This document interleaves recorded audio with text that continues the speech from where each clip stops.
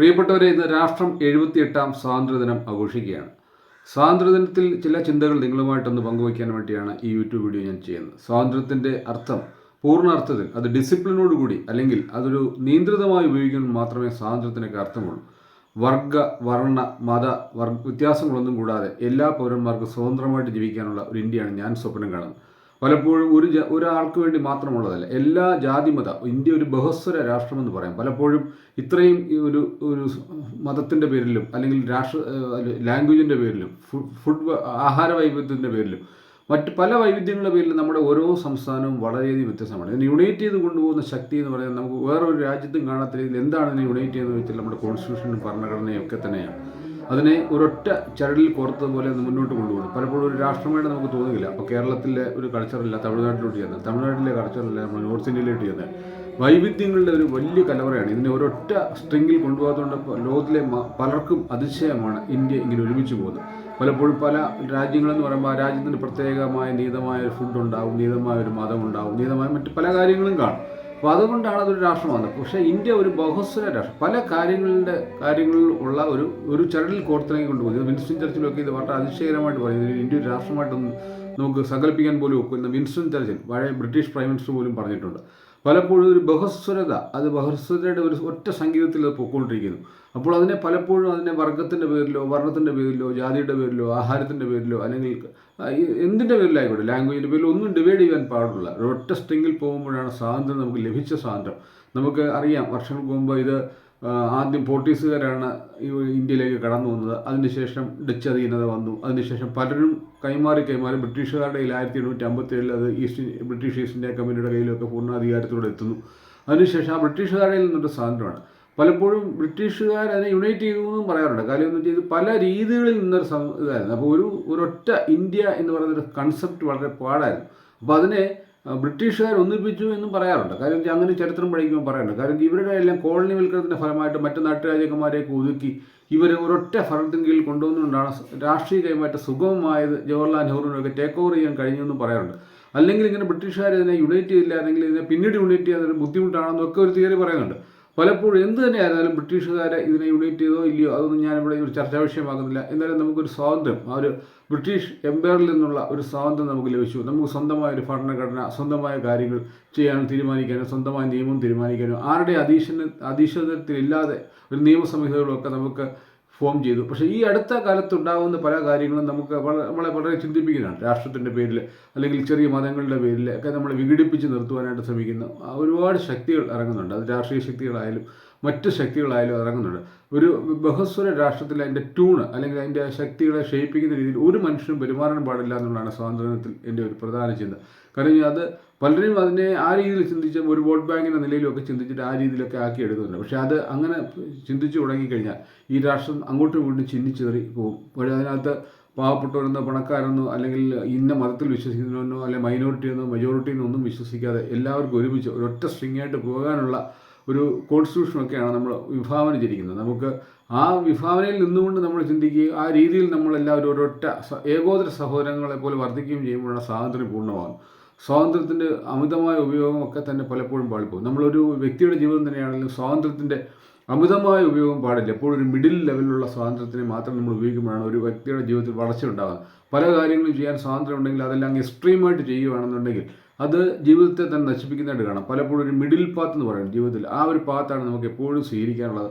എല്ലാവരെയും ഉൾക്കൊള്ളുവാൻ നമുക്കൊരു വിശാലമായ മനസ്സ്, ആകാശം കണക്ക് ഒരു മനസ്സൊക്കെ ഈ സ്വാതന്ത്ര്യത്തിൻ്റെ ചിന്തകളിൽ നമുക്ക് പ്രത്യേകം ചിന്തിക്കേണ്ടതാണ്. അല്ലെങ്കിൽ വീണ്ടും നമ്മൾ വർഗീയ കലാപങ്ങളുടെ പേരിലോ അല്ലെങ്കിൽ ലാംഗ്വേജിൻ്റെ പേരിലോ അല്ലെങ്കിൽ ഇന്ന രാഷ്ട്രം എനിക്ക് വേണമെന്നൊക്കെ പറഞ്ഞുകൊണ്ട് ചിന്തിച്ചാൽ ചിതറിപ്പോകാൻ വളരെ എളുപ്പമാണ്. ഇത്രയും ബഹുസ്വരമായ പല വൈവിധ്യങ്ങൾ നിറഞ്ഞൊരു സാധനമാണ്. നമ്മൾ പല സ്ഥലങ്ങളിലേക്കും ചെല്ലുമ്പോൾ അറിയാം. എനിക്ക് ഏകദേശം ഒരു 10-15 സംസ്ഥാനങ്ങളിലും പോകാനായിട്ടൊക്കെ പലപ്പോഴും അവസരം കിട്ടിയിട്ടുണ്ട്.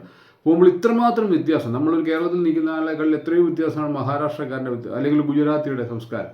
അവരുടെ കാര്യങ്ങളൊക്കെ വളരെ വ്യത്യാസമാണ്. അപ്പോൾ ഇത് ഇന്ത്യൻ മഹാരാജ്യം തന്നെയാണോ? അപ്പോൾ 25 രാജ്യങ്ങളായിട്ട് വേണമെങ്കിൽ നമുക്ക് നിൽക്കാവുന്നുണ്ട്. പക്ഷേ ഇതിനെ ഒരു ഒറ്റ ചരടിൽ, കോൺസ്റ്റിറ്റ്യൂഷൻ എന്നൊക്കെ പറയുന്ന ഒരൊറ്റ ചരടിൽ ഇതിനെയൊക്കെ കോർത്തിണങ്ങിയിരിക്കുകയാണ്. നമ്മൾ ഓരോ മനുഷ്യരും അത് ശ്രമിക്കുമ്പോൾ മാത്രമേ ഇതിനെ നമുക്ക് ശ്രമിക്കൂ. അതിന് വർണ്ണവൈവിധ്യങ്ങളുടെ പേരിലോ അല്ലെങ്കിൽ ഭാഷകളുടെ പേരിലോ ഒക്കെ ഡിവൈഡ് ചെയ്യാനൊക്കെ വളരെ ഈസിയാണ്. പക്ഷേ ഇതിനൊരൊറ്റ സ്ട്രിങ്ങിൽ കൊണ്ടുവന്നത് വളരെ പ്രയാസമുള്ള കാര്യമാണ്. ഇത്രയും നാൾ നമ്മുടെ ഭരണകർത്താക്കളും എല്ലാം ഇതിനെ ഒറ്റ സ്ട്രിങ്ങിൽ കൊണ്ടുപോയി. അതിനെതിരായിട്ട് വരുന്ന എല്ലാ ശക്തികളെയും നമ്മൾ എതിർക്കേണ്ടതാണ്. നമ്മൾ ബഹുസ്വര രാഷ്ട്രമാണ്. 1857 നമ്മൾ ബ്രിട്ടീഷ് ഈസ്റ്റ് ഇന്ത്യ കമ്പനിയിൽ നിന്നൊക്കെ അവർ ഈസ്റ്റ് ഇന്ത്യ തുടങ്ങിയ സംഭവമാണ്. അതിന് 1947 ഇതായി. ഇനി 2047 ആകുമ്പോൾ 100 വർഷം സ്വാതന്ത്ര്യം കിട്ടിയിട്ട് നമ്മൾ തികയും. അപ്പോഴത്തേക്ക് ചില ഗോൾസുകളൊക്കെ നമ്മൾ സൃഷ്ടിച്ചുകൊണ്ട് അടുത്ത സ്വാതന്ത്ര്യത്തിൻ്റെ 100 വർഷങ്ങൾ തികയ്ക്കുമ്പോൾ നമ്മൾ വളരെയധികം ശ്രദ്ധിച്ചുകൊണ്ട് ആ 100 വർഷങ്ങൾ വളരെ ഔത്സുക്യത്തോടുകൂടി എല്ലാവരും കെട്ടുറുമയോടുകൂടി പോകുന്ന ഒരു രാഷ്ട്രത്തിനായിട്ടാണ് ഞാൻ വിഭാവനം ചെയ്യുന്നത്. ചെറിയ ചെറിയ സമ്പ്രദായങ്ങളെല്ലാം വ്യത്യസ്തതകളിലാണ് നമ്മുടെ ഒരു ഭാരതത്തിൻ്റെ കെട്ടുറുമ. ഭാരതത്തിൽ ആ രീതിയിൽ വിശ്വാസത്തോടു കൂടിയാണ് നമ്മൾ ഓരോരുത്തരും അവരുടെ കാര്യങ്ങൾ വലുതെന്ന് പറഞ്ഞുകൊണ്ട് പ്രവർത്തിക്കാൻ തുടങ്ങിക്കഴിഞ്ഞാൽ ഈ രാഷ്ട്രത്തിൻ്റെ കെട്ടുറുമ ഉണ്ടാകില്ല. ഈ സ്വാതന്ത്ര്യത്തിൽ നമ്മുടെ കുട്ടികൾക്കൊന്നും ഇന്ത്യ ഇഷ്ടമില്ല എന്നൊക്കെ പറയുന്നുണ്ട്. പക്ഷേ അത് ഞാൻ യോജിക്കുന്നില്ല. വാസ്തവത്തിൽ അവരെ അത് ഇഷ്ടപ്പെടുത്തുക തീരുമാനമെടുക്കാത്തതുകൊണ്ടാണ് നമ്മൾ അങ്ങനെയുള്ള പോളിസീസ്, യുവാക്കൾക്ക് വേണ്ടിയുള്ള പോളിസീസ്, കർഷകർക്ക് വേണ്ടിയുള്ള പോളിസീസ്, കർഷകർക്ക് ആഹാരത്തിൽ നമ്മുടെ അതിർത്തിയാകുന്ന ജവാന്മാർക്ക് വേണ്ടി അവരെ സ്നേഹിക്കുക, അങ്ങനെയുള്ള കാര്യങ്ങൾ, അധ്യാപകർക്ക് വേണ്ടിയൊക്കെ പുതിയ പുതിയ പോളിസീസ് പാക്കേജസുകളാക്കി വിദ്യാഭ്യാസത്തെയാണെങ്കിലും കാർഷിക രംഗത്തെയാണെങ്കിലും നമുക്ക് ഉയർത്തുക. ഇന്ത്യ ഒരു മഹാരാജ്യമായിട്ട് തീരട്ടെ. സ്വാതന്ത്ര്യദിനത്തിൻ്റെ ചിന്തകളിൽ ഞാനത് പങ്കുവച്ചു എന്ന് മാത്രമേ ഉള്ളൂ. നമ്മുടെ രാജ്യം ഒരുപാട് വിഘടിത ചിന്തകളിലൂടെ കടന്നു പോകുന്ന കാലമാണ്. അത് പലപ്പോഴും നമ്മുടെ രാഷ്ട്രീയ നേതാക്കളുമൊക്കെ അതിനകത്ത് പങ്കുവഹിക്കുന്നുണ്ട്. നമ്മളതിനെ വ്യക്തമായി കാണുകയും ഒരു വോട്ട് ബാങ്കിന് വേണ്ടി മാത്രമുള്ള ശ്രമത്തിലൊന്നും നമ്മൾ വീണുപോകാതെ യഥാർത്ഥ ആൾക്കാരെ ഇതിലേക്കൊക്കെ സെലക്ട് ചെയ്യപ്പെടുവാനും ഒക്കെ നമ്മൾ ഇടയാക്കണം. നമ്മുടെ ഭരണം കിട്ടി 1947 മന്ത്രിസഭ എന്ന് പറഞ്ഞാൽ ഒരുപാട് ഡെഡിക്കേറ്റഡ് ആയിട്ടുള്ള 9ഓളം ക്യാബിനറ്റ് മിനിസ്റ്റേഴ്സും ഓക്സ്ഫോർഡ് കേംബ്രിഡ്ജൊക്കെ ഡെഡിക്കേറ്റഡ് ആയിട്ടുള്ള വ്യക്തികളായിരുന്നു. അപ്പോൾ അന്ന് ഒരു കോൺസ്റ്റിറ്റ്യൂഷനൊക്കെ വിഭാവനം ചെയ്യുന്ന സമയത്ത് അതൊരു മിനിമം വിദ്യാഭ്യാസ യോഗ്യത ഒരു MPക്കോ MLAക്കോ ഒന്നും വെക്കാത്തതിൻ്റെ കാരണം ഏത് സാധാരണക്കാരനും ഒരു ഇന്ത്യയുടെ പ്രസിഡൻറ്റോ അല്ലെങ്കിൽ ഇന്ത്യയുടെ മെമ്പർ ഓഫ് പാർലമെൻറ്റോ MLA ഒക്കെ ആയിത്തീരുന്നതൊക്കെ വേണം. ഏത് സാധാരണക്കാരനും ആ ഒരു ഗുണം നിലയിലേക്ക് വരട്ടെ എന്നുള്ള രീതിയിലൊക്കെയാണ് നമ്മൾ വെച്ചത്. പക്ഷെ അത് അധാർമികമായ രീതികളിലേക്ക് പോരുത്. ജനങ്ങൾക്ക് വേണ്ടി ചിന്തിക്കുന്നതും ജനങ്ങളുടെ ഉന്നമനത്തിന് വേണ്ടി ചിന്തിക്കുന്നതും അല്ലെങ്കിൽ വിഘടിതമായ താല്പര്യങ്ങൾക്ക് വേണ്ടി ചെയ്യുന്ന ആൾക്കാർ ആ രംഗത്തേക്കൊന്നും വരാതിരിക്കാൻ നമ്മളെ ഭരിക്കുവാനിടയാകാതൊക്കെ നമ്മൾ സൂക്ഷിക്കേണ്ടത് ജനാധിപത്യ മൂല്യങ്ങളുടെ സംരക്ഷണത്തിന് വളരെ അത്യാവശ്യമാണ്. ഒരു ഡെമോക്രാറ്റിക് കൺട്രി പെട്ടെന്ന് ഒരു ക്യാപിറ്റൽ വേറൊരു രീതിയിലേക്ക് മാറി വീഴുവാനൊക്കെ വളരെ എളുപ്പമാണ്. വൈവിധ്യങ്ങളുടെ നാട്ടിൽ അത് വളരെ സാധ്യമാണ്. പക്ഷേ ജനങ്ങളത് കരുത്തുറ്റ ഡെമോക്രസിയെ അതിന് നിയമങ്ങളും നിയമസംഹിതകളൊക്കെ മനസ്സിലാക്കി ഒരൊറ്റ ചിറലിൽ കൊടുത്തുകൊണ്ടുപോകുന്നത് വളരെ പ്രയാസമാണെന്ന് മനസ്സിലാക്കി അതിന് ഇപ്പം വിഘടിത താല്പര്യങ്ങളെയൊക്കെ മാറ്റി നിർത്തുമ്പോൾ മാത്രമേ നമ്മുടെ ജനാധിപത്യം ശക്തിപ്പെടുകയുള്ളൂ. ജനാധിപത്യം ദുർബലമായി കഴിഞ്ഞാൽ ഒരാൾക്കും ഈ നാട്ടിൽ ജീവിക്കാനായിട്ട് സാധിക്കുകയില്ല. അത് പല ഭരണങ്ങളും നമ്മൾ കാണുന്നതാണ്. ഇപ്പോൾ തന്നെ ബംഗ്ലാദേശിലെ കലാപവും ഒക്കെ നമ്മൾ കണ്ടുകൊണ്ടിരിക്കുന്നതാണ്. പക്ഷേ അത് വിഘടിതമായി വന്നു കഴിഞ്ഞാൽ നമുക്ക് നശിച്ചു പോയി കഴിഞ്ഞാൽ ഒരു മനുഷ്യർക്കും സ്വസ്ഥമായി സമാധാനമായിട്ട് ജീവിക്കാൻ ഇന്ത്യയിൽ കഴിയുകയില്ല. അതിന് ജനാധിപത്യ മൂല്യങ്ങളെയൊക്കെ ഉയർത്തിപ്പിടിക്കുന്ന ആൾക്കാരെ നമ്മൾ സെലക്ട് ചെയ്യപ്പെടണം. സ്വാതന്ത്ര്യദിനത്തിൽ ഞാനിതെല്ലാം ചിന്തകൾ പങ്കുവച്ചെന്നുള്ളൂ. നമ്മുടെ അഗ്രികൾച്ചർ രംഗം വളരെ ശക്തിപ്പെടേണ്ടതുണ്ട്. അതുപോലെ എല്ലാ രംഗങ്ങളും വൈവിധ്യമായ ഒരുപാട് രംഗങ്ങളുണ്ട്. അതെല്ലാം വളരെയധികം ശക്തിപ്പെടുത്തണമെങ്കിൽ ജനങ്ങളുടെ താങ്ങും തണയും ഒക്കെ അത്യാവശ്യമാണ്. നല്ല അതിന് കാഴ്ചപ്പാടുള്ള ആൾക്കാരെ സെലക്ട് ചെയ്യും വേണം. ഈ സ്വാതന്ത്ര്യത്തിന് നിങ്ങളുമായിട്ട് ഈ ചിന്തകൾ പങ്കുവച്ചെന്ന് ചോദിച്ചു. എല്ലാവർക്കും സ്വാതന്ത്ര്യത്തിൻ്റെതായ സന്തോഷവും അഭിവാദനങ്ങളും അർപ്പിക്കുന്നു. നമുക്ക് വേണ്ടി ബലിയർപ്പിച്ച ഒരുപാട് ധീര ജവാന്മാരെ നമുക്ക് ഓർക്കാം. ഈ സ്വാതന്ത്ര്യദിനത്തിൽ നമുക്ക് അവരോടൊപ്പം അവരുടെ ആത്മാവിനൊക്കെ നിത്യശാന്തി നേരുന്നു. അവരുടെ കുടുംബാംഗങ്ങളൊക്കെ ചെയ്ത കർമ്മത്തിൻ്റെ ഫലമാണ് നമ്മൾ ഇന്ന് അനുഭവിക്കുന്ന സ്വാതന്ത്ര്യത്തിൻ്റെ 100 വർഷങ്ങൾ നമ്മൾ 2047 തികയ്ക്കുമ്പോൾ നമുക്കൊരു ഉയർന്ന ചിന്ത ഉള്ള ഒരു സമൂഹമൊക്കെ ഉയർന്നു വരട്ടെ എന്ന് പ്രാർത്ഥിക്കുന്നു.